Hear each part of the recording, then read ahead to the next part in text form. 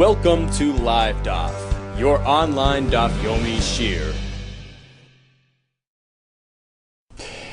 Shalom Aleichem and welcome back to today's DAF.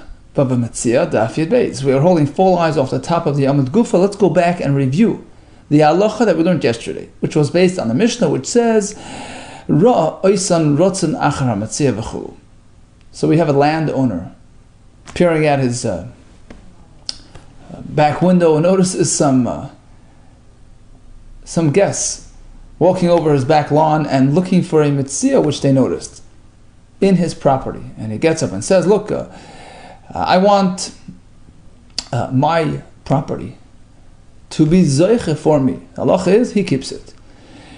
And the Mishnah cites a couple examples. One is a deer which had been injured and limping through the backyard, or birds which have not yet learnt the art of flying.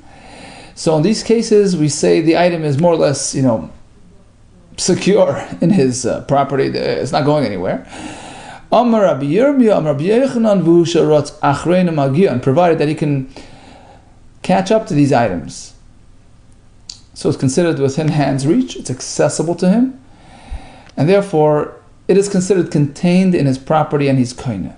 Rabbi Yirmiyah, however, had a question, matana. Suppose rather than being a lost item, a mitzia, which is basically taking it from hefker, from no man's land, what about a matana? Reuben is granting a gift to Shimon in this manner. So he's giving him this animal, and now it's in Shimon's property. Do we need to apply this rule as well? Meaning, does it have to be accessible to Shimon? Does he have to have the ability to chase after it and catch up to the animal? Or shall we say, no, even if it's not necessarily secure in his possession, the fact is, it's in his property, he's kind of matana hayich. And we discussed yesterday, the point is because we have the factor called da'as acheres makna oiso. It's being given by somebody else who's pretty much designating it for this recipient, so it's secure, it's meant for him. So does that replace this requirement of chatzer mishtameres, of this need to be secure and contained? Kibla minei, Rabbi Abba bar Kahana, so Rabbi Kahana agreed with Rabbi Yirmiyah, right? So he accepted this distinction. When it comes to matana, even if this landowner would try to get it, he can't catch up to the animal, it doesn't matter. The fact is, it's there, it's his. Now comes a question. Based on this point, Rav has a shayla. Zorak arnaki b'pesach zeh v'yotza b'pesach acher ma'u. Reuben is taking his arnaki, his wallet, and basically rendering it ownerless. Rashi says, v'ifkiroi l'chala koidim. Anybody, first come, first serve. And he tosses the wallet through his next door neighbor's window in a very straight trajectory, in which case it's going to go straight out the opposite window. Right, so it's going to fly through the airspace of that room, of that house, without any chance of landing in the house. Question: do we say airspace is like the floor below it? So his next door neighbor, who owns that house, will not be kind of this arnaki, despite the fact that realistically it was not going to land there. It wasn't really called chotzer mishtameres. It was not securely contained in that house. It was just flying through. He's throwing the arnaki through this opening, straight out the opposite opening. So this item, which is going through the airspace, which is ein soifel lanuach, which is not slated for landing there. It's not going to land, right? Do we treat it as though it landed? Basically, since it was contained in this homeowner's airspace, it's his, or not. And this is based on the premise that when it's coming, the gift is coming from somebody, it can work even when there's no element of mishtamer, it's not securely contained. So, yes or no? Amar lei, Rav Papa l'Rava, v'amar l'Rav Ada bar Masna l'Rava, v'amar l'Ravina l'Rava, lav hainu masnisin. Well, that's the discussion we just had. The Mishnah says, Ra oisan rochas nachar Metzia, v'amar Rabbi Yirmiyah, amar Rabbi Yochanan, right? V'hu she'rotz achreinu magian, provided the homeowner, the landowner, can catch up to the animal, but that's only by the Metzia. Rabbi had this question, matana hayach, how do we treat a matana? Does a matana also require this condition? And the answer was no. Rabbi Abba Kana, matana, by matana it's different. We don't need security, we don't need containment. Here as well, even though it's an aver she'ein seifel anuach, it should work. He said very different. Here it was merely airspace. You know, airspace, aver is not an entity on its own. It's secondary to the land below. It's tough, it's bottle to the floor below, to the chutzner or the room, whatever it's covering. Right? It's serving the property below it. So if it relates to the property down below, if it has the ability to land, it's going to land there. So the airspace of that property, of that land below, already has it for the land. It's serving the land below. But if it was never going to land on the space below it, then the aver cannot accomplish that containment, cannot make that kinyan for you. Because it's not serving in capacity of the aver of the karka below it. Right? The anarchy, right? Flying through the airspace of this house does not relate to the floor below it. It's never going to land there. It's going to fly right through to the aver. In this case, it's not really serving the karka below it. So it's not considered contained in this fellow's property. Right? If aver would be an entity on its own, just as solid ground is koina, aver is koina, then it would be hard to distinguish between when it's meant to land, when it's not meant to land. After all, it's within that airspace. But if we understand airspace a bit differently, Reb Chaim Soloveitch, Reb Chaim Briskin, in his Sefer, explains this point. Aver is not an entity on its own. Aver doesn't have its own significance. It's serving, it's functioning as a tafel, as a bottle, as it's assisting the ground below it. It's covering the ground below. So if the item is going to land down below, so the aver is already, once it's in the aver of that ground, it's considered as though it had already arrived onto the land below it. If it's never going to land there, so it doesn't relate to the land below it. So in this context, the aver cannot be better than the land below it. It can't be kaina. As opposed to the Mishnah, Amar Leim is Galgal Ka'amras in the Mishnah, the animal's running through the backyard. So it's on solid ground, it's just running through it. Shani Misgalgal, it's very different than airspace. It's on the ground, it's considered landed. So even if you can't really catch up to the item, it doesn't matter because it relates directly to the yard, and that's his chatzar. Continues the Mishnah. Metzias b'noi ubitei aktanim. So this fellow's young boy, young girl, young son, young daughter, zoicha find a metzia. Who does it go to? The father. Metzias avdoi v'shivchasa knanim. Likewise, if he has an eved or shivcha who are knanim, not Yisraelim, the metzia that they find goes to the boss. Metzias ishtoi, his wife finds something. In all these cases, hare'elo shaloi belongs to him for different reasons. Rashi explains. Well, let's go down the list. B'noi, by his son, the Gemara will discuss the reason for that. Bitoi, that's a pasuk. Gemara Ksubas learns from a pasuk. Anything she finds, anything she earns goes to the father. The evidence in the shivcha, well, they're his possession. Of course, whatever they get is his. His wife, well, that's a nutakana, mishum eva, to avoid animosity. She finds it, she gives it to him. After all, he supports her, etc. It goes to him. So it's basically the same halacha, but for different reasons, right? However, says the Mishnah, Metzias b'noi b'tei gdolim. What about his adult son or daughter? Metzias avdish l'chasa ivim. His slave and maidservant who are Yisraelim. Metzias ishtoi, his wife, shegirsha, who had already divorced. Ava b'shalanas and ksuba, even though he had not yet paid out the ksuba payout. Harei mitzil shlahen, these items belong to them. Amar shmol mipnei ma. Big question, why?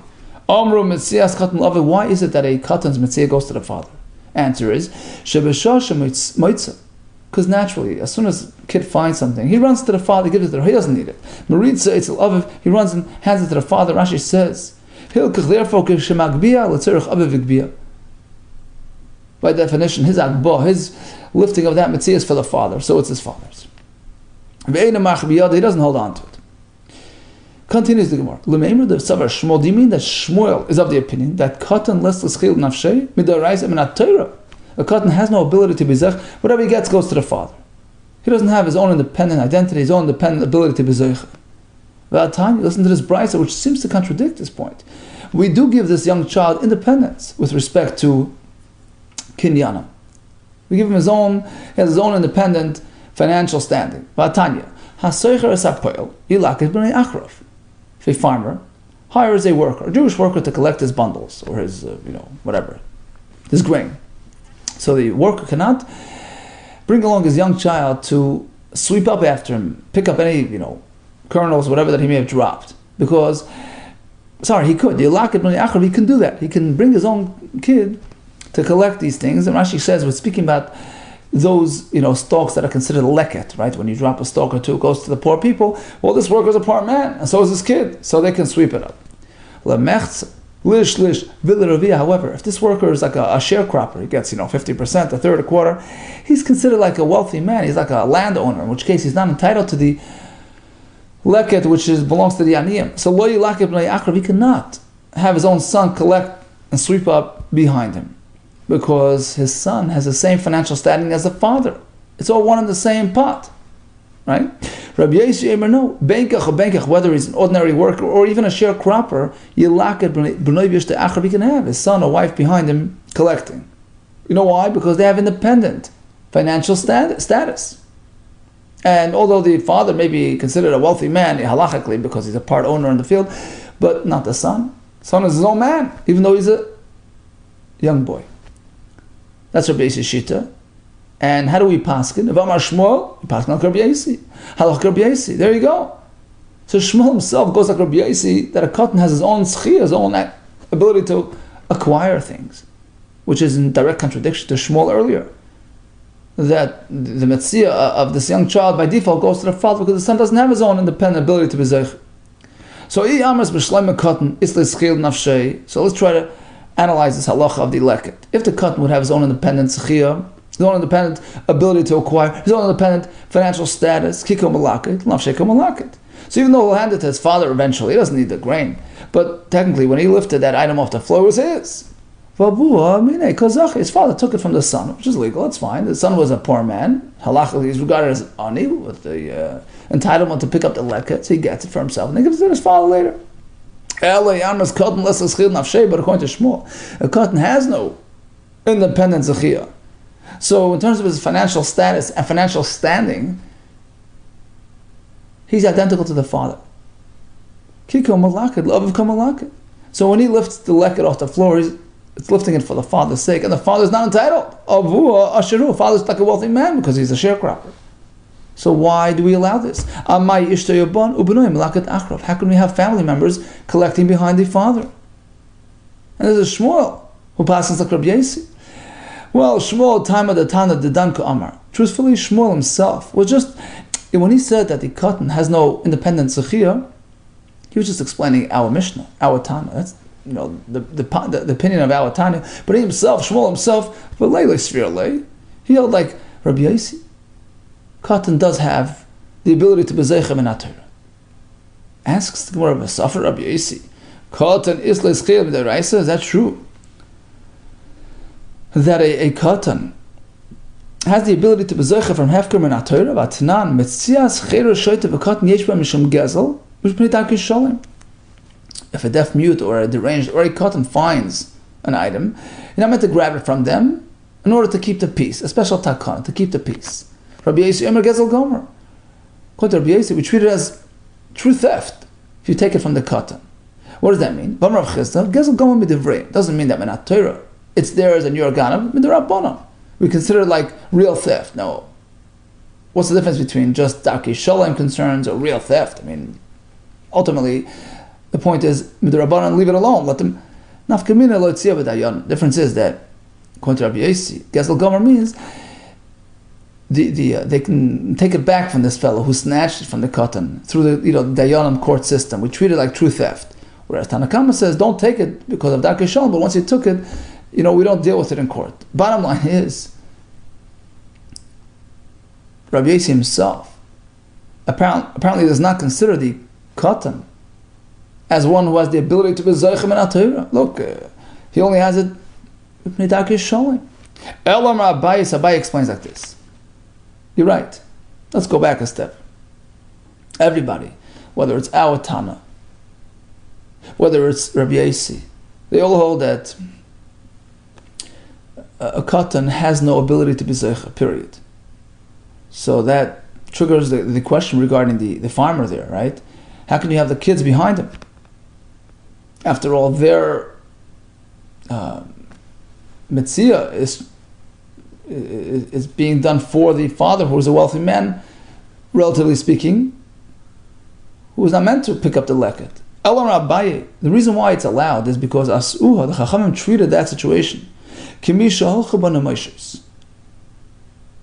The Moishes, Rashi says, are those second, wave of collectors. Basically, you have a field that was just harvested, which typically has fallen stalks, which are meant for the aniyim. Now, let's say the aniyim came, and then we have another group who came again. Basically, rest assured, everything's been discovered and picked up and collected, so the aniyim around town don't bother going back. They know it's all cleaned up. That's the Nemoishes. So, when this worker came with his kids, the other aniyim in town know, our friend the ani got the job there, and certainly he brought his kids. Forget it, there's nothing left here. So they're masiach das, the aniyim gufay, all the poor people in town, maschid atay, they just divert their minds, they sort of relinquish, give up on that field. Sorry, they figured, breda haich malak tilei, this fellow's children are certainly going to sweep up after him. So that is the exact reason why they're allowed to do it. Why these kids can sweep up, because all the other aniyim sort of, they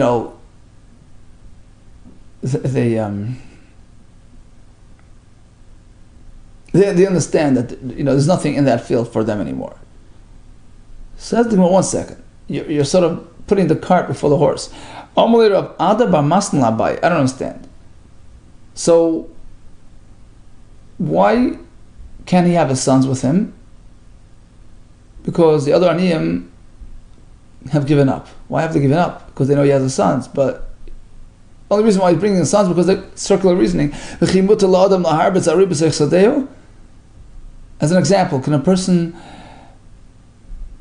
import a lion, bring a big lion, big scary lion into his field? Could they aniyim come and they take one look and they run for their lives? Can you scare away the aniyim? Meaning, why are we allowing this to begin with? The poor man is bringing us kids.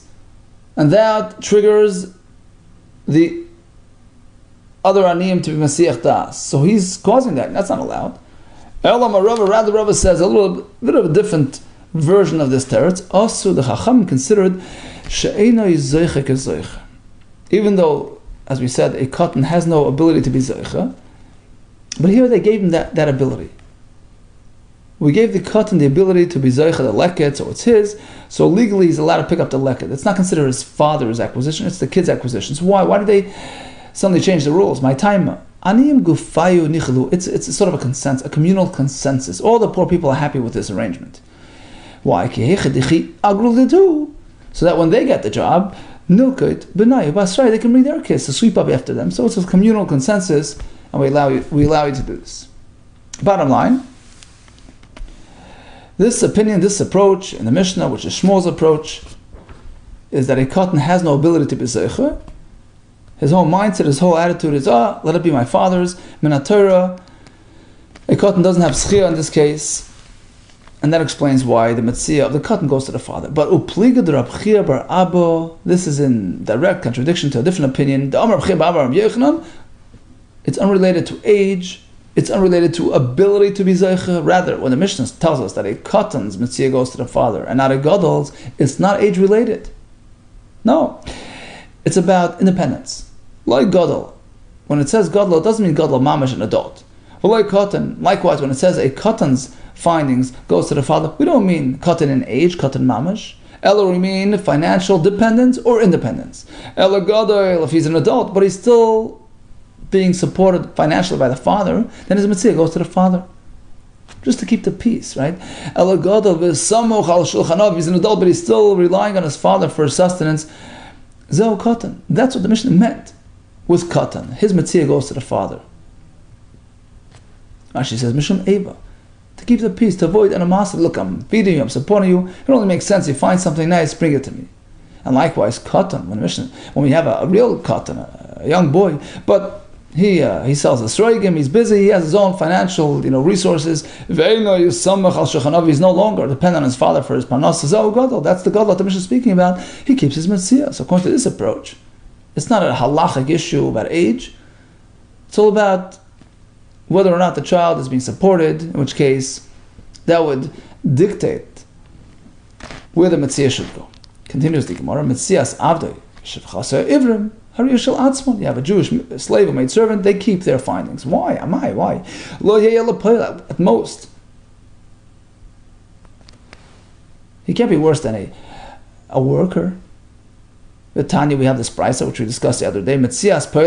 True, if you hire a Jewish worker, you find something on the job, he keeps it. When is that true? When he got a very specific job to do. The owner told him, weed for me today, dig in the garden, do some landscaping. So he gave him specific jobs. So then we say, look, if the local worker found something, as he's working, he keeps it. Let's say the boss gave him general work. He says, I'm hiring you, hourly, whatever, odds and ends I'm going to give you to do, right? So there, anything that he does or finds goes to the owner. So an eved is no better than a payil. He was hired for 6 years. Whatever he does is the boss. It's for the boss. Okay, we have 3 roots. When the Mishnah says that the eved's findings belongs to him, we're speaking about a unique eved, a very talented eved, a pearl piercer, in which case his time is worth millions. Very unlikely that the Eved will find something which makes his idle time from piercing worthwhile. It's unlikely, right, that he'll find something which is worth more than his time. Right? Because he's going to have to stop his work, go there and pick up the mitzvah. So the boss does not entertain this possibility, and therefore it's not included in the contract. Right? So if in fact the Eved chooses to turn around and pick up a metzia, it turns out to be a very worthwhile metzia, so at most he has to just reimburse his owner for that idle time, and that's it, and the Eved keeps the metzia. Rav has another terrorist to explain why the Eved keeps the metzia, but makbia metzia malachti askinan. What happened was his hands are occupied, his right hand is grinding, right? And then he suddenly finds something which he picks up with his left hand. So it's as he's working. There's no reason why that goes to the boss. It's not causing him any work stoppage. Rav Papa takes the opposite approach. The brisa never meant that anything the poel finds belongs to the boss. No, that's not true. The only time it works is if in fact his job was to find metzias. He hired him to collect metzias. Now, heichadami, how's that possible? Metzias typically found, just without advanced planning. In fact, the Gemara Sanhedrin says there are 3 things that come specifically behesach hadas.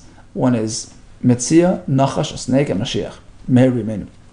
So bottom line, how can you hire somebody for metzias?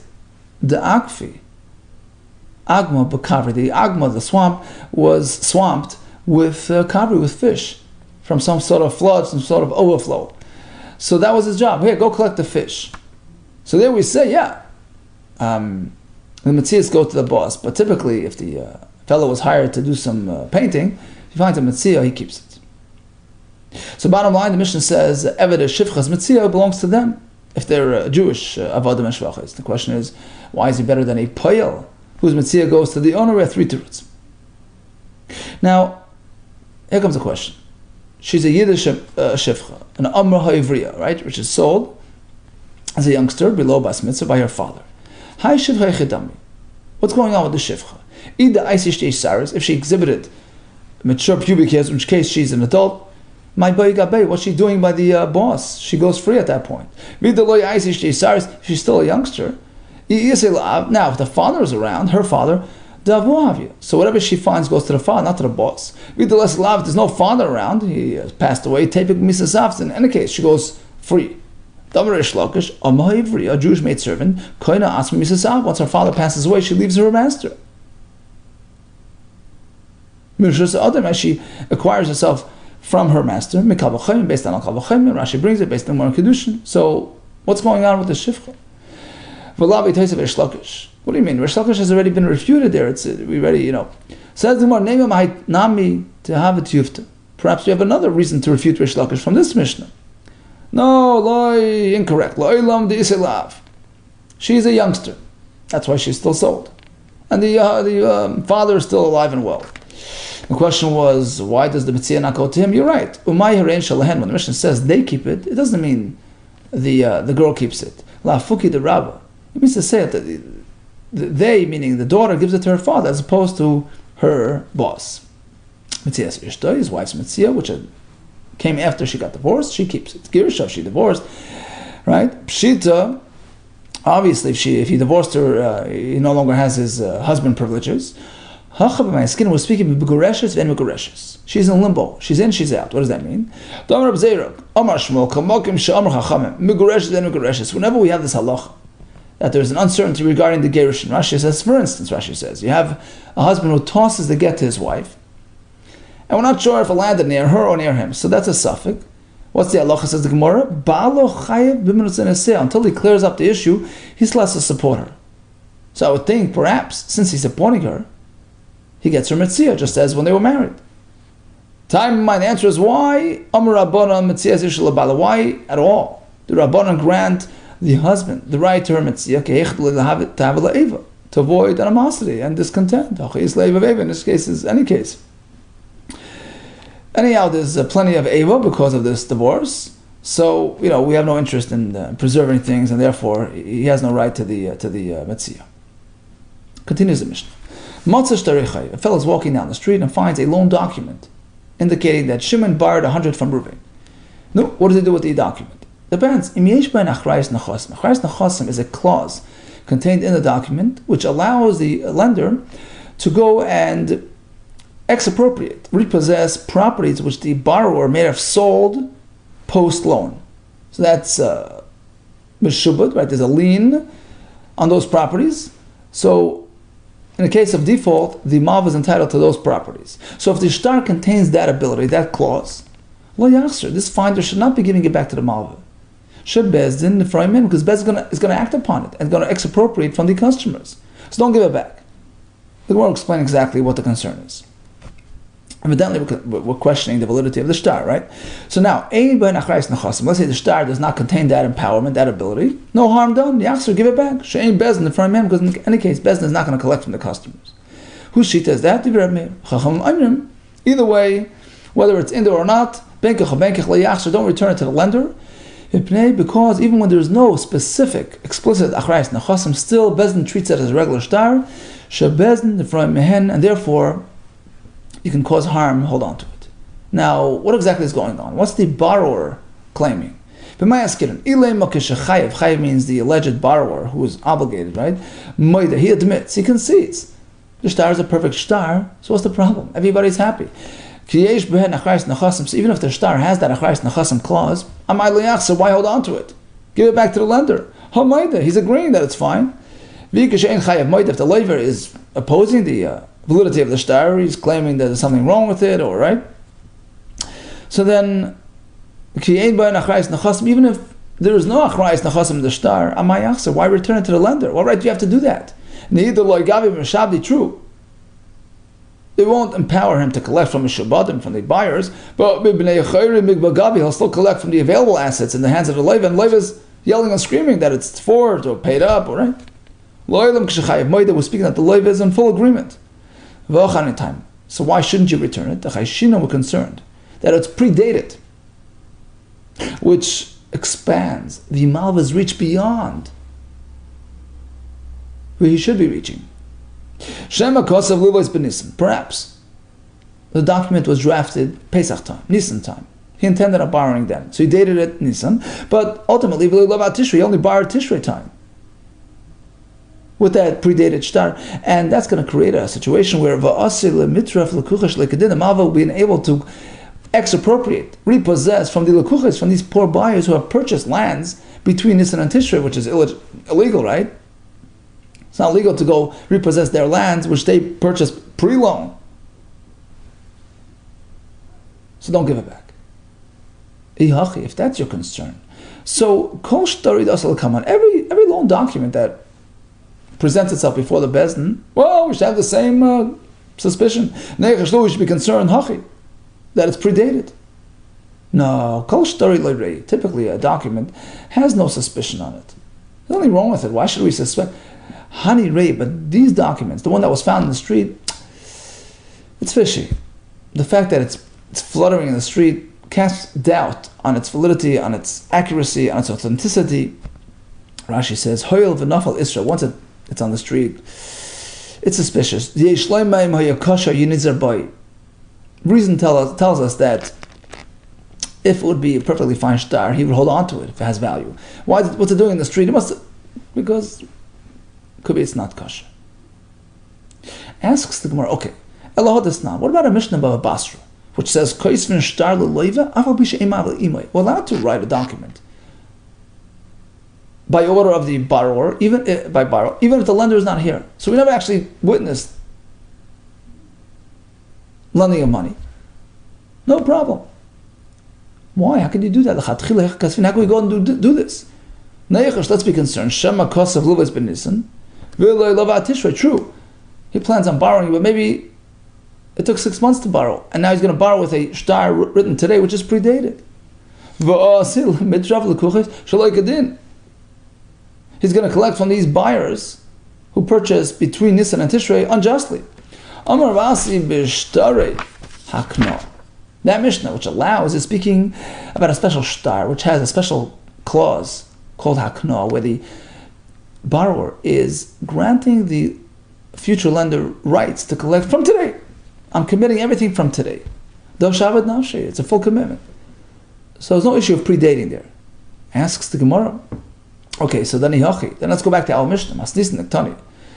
And our Mishnah where it says, if the shtar is a full shtar, right? So don't give it back. Why? And we explain. We're concerned about predating. We said we're speaking that the loiva is conceding to the authenticity of the shtar. So what's the problem? Because it may be predated, right? He wrote it Nisan, but he only borrowed Tishrei. He might end up collecting prematurely. Right? That's how we learned. The question is, what's the problem? Why not return it? Let's take a close look at the shtar. What type of shtar is it? Is it this special shtar which has instant shibud? So the loiva granted the malva rights instantly, starting from the moment when the shtar was drafted. So it's not predated. The shibud happens from now. If it's a regular shtar, it doesn't have that added bonus, then we shouldn't really trigger this concern about predated. You just told me that we never Kileka malva badei. If a loiva walks into the Bezdin without the malva, and we don't actually see the transaction, like Asfina, we never write the shtar. So there's no chance that there's a problem. Either the shtar akna, no problem at all. If it's a regular shtar, you just told me we'll never write a shtar to a loiva without a malva, without seeing the milva, without seeing the loan taking place. So when you find the shtar in the street, there's no concern. Either way, you're safe. If it's a shtar akna, the shib would happen right away, from the time of writing. If it's not a shtar akna, rest assured, the loan took place. Says the Rashi says like this. Avagav, the stored lavakno. He found a regular star, not akno. Kileka, malva badela kasvinam. Although typically, we never draft this type of document without the malva here to ensure that the transaction actually took place in time. Right? That's standard procedure. But here it's an exception. Masnisin in our Mishnah, given the nafal, since it's rolling on the street, Israel, that casts doubt and suspicion. Chashin of concern, maybe it happened, one-off, right? Maybe it happened. It's not typical, it's not standard. That they did write a shtar for a loiva without the malva present, without the loan taking place on site, and ultimately it dragged out. Loan took place only 6 months later, resulting in a predated shtar. You have no right to give it back to the Malva, who's going to go collect from the Lekuches unjustly. Okay, so bottom line, Mishnah says you find a star in the street, which empowers the Malva to collect from the Kuches. Don't give it back.